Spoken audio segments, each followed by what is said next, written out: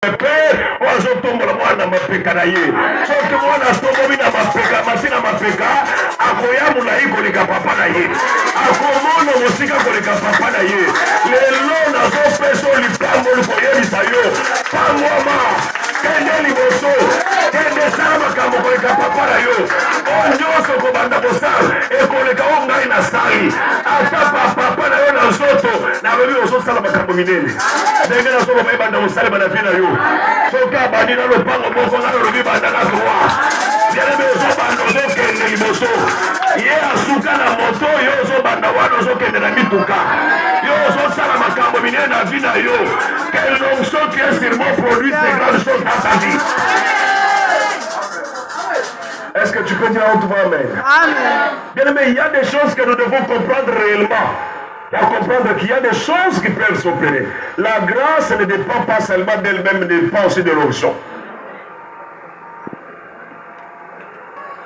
Lorsqu'Élisée a commencé à faire, j'aimerais te révéler aussi quelque chose. La note très bien. Lorsqu'Élisée a dit, j'ai besoin de la double portion, c'est-à-dire qu'il voulait faire fader. Il n'avait pas besoin seulement de ça, à salle. Bien aimé, c'est pourquoi j'ai besoin que tu fasses encore l'excellence. Je répète encore, par la grâce de Dieu. Ce qui n'a na sambeli batu. Bien aimé, na zombie qui s'en a bambasu. Na batalmo, yo se kui sabat. Et là, yo se kui sabat. Il y a des choses, bien aimé, pour l'ingate. Ah, nous sommes sabino. Bon, il y a des gens qui attendent à botika na molu. Des fois, ils sont à l'eau, ils sont à l'eau, ils sont à l'eau. Et lequel n'a rien, ils sont tellement babani koloba.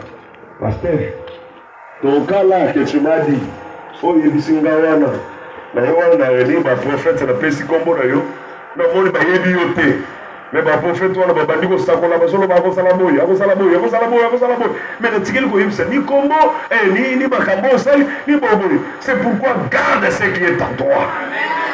Comme Paul disait à Timothée, garde le dépôt qui est en toi. Bien-aimé, lorsque tu as la grâce de Dieu, garde-la jalousement. C'est elle qui fera de sorte que aucun ne lui bosse. David, vous allez comprendre des choses. Mais j'ai besoin d'achever par Élisée sur ça et puis on continue dans David et dans ça. Qu'est-ce qui se passe? Église Randa, il y a des choses qui se passent. Élisée a commencé à zongi, à bâtir le premier miracle. À Kaiwan, il a péri les 42 adolescents. Deuxième miracle.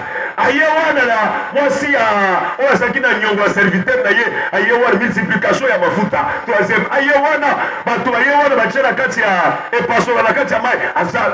Bien aimé, totali, à Sali, Nyos, miracle de son vivant, 13 miracles. Yamakaz, il a fait 13 miracles. Il a fait la double onction, mais il faut qu'il puisse totaliser double onction. Et la Bible dit ceci. Pourquoi? Parce qu'à Koufi na onction naïe. Na moment bakeko kundaye, mutasi apolé atikali mikuwa. Bien aimé baba, bato bitumba ba yewa na moto, ba yeko boaka. Bisika bazo ko boaka, c'est-à-dire mutuana ya kukufa, asimika kamikuwa. Asimika kamikuwa. Mikuwa ya Élisée. Directement mutasi kui, abani bolanda bato bazokima.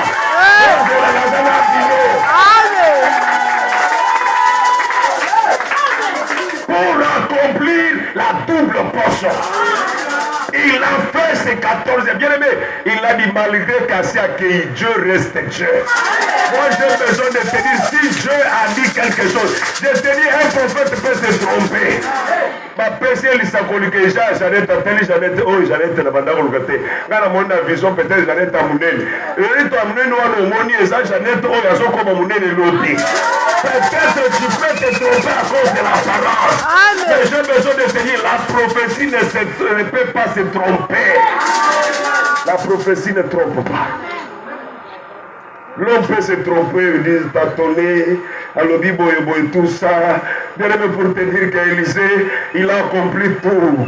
Bien aimé par l'onction qui était en lui, il a accompli tout, la double portion. Aujourd'hui, j'ai besoin de déclarer que si on banda ko réussir, te banda ko réussir. Et si on banda ko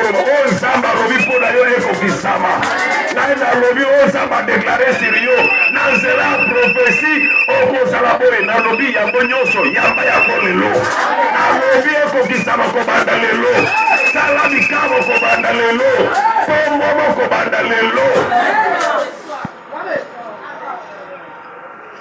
Amen. Bien, mais il y a des choses qui s'opèrent à travers l'onction de Dieu. C'est pourquoi il ne faut pas comprendre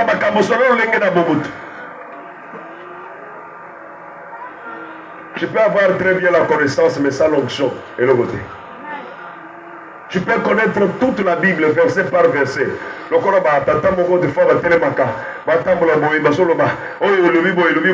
est certain, mais si tu n'as pas l'onction, tu ne feras rien. Bien aimé, j'ai besoin de te dire qu'il y a beaucoup de choses des fois qui se passent. C'est pourquoi il a fallu que Dieu n'avait pas besoin d'un conseiller pour lui dire que David n'est pas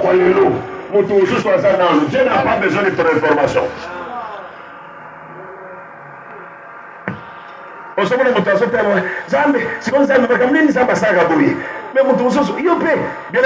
c'est pourquoi la saga on s'en va jouer la salle.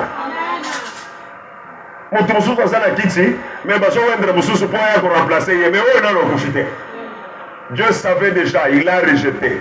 Si Dieu te rejette, bien aimé, Salagnon son avis n'a pas été rejeté. Il répète les mêmes paroles. Comme il a rejeté Saoul, il a rejeté même Abinadab, Jama. Yaya a rejeté Bamo. Quand tu veux me dire, yo Linginin, je l'ai rejeté. Malgré ça, je l'ai rejeté.